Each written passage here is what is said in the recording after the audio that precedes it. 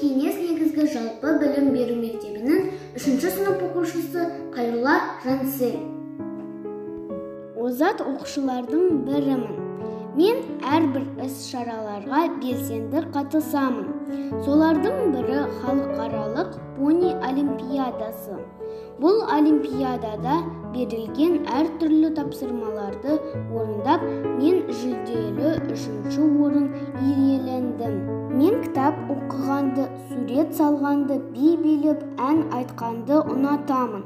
Сонымен қатар мен домбыра аспабында ойнауды үйрендемін. Әсемпаз болма әрнеге, өнерпаз болсаң арқалан, сен де бір кірпіш дүниеге. Кетігін тапта бар қалан, деп Абай атамыз жырлағандай, болашақта үлкен маман иесі болу менің басты армандарымның бірі.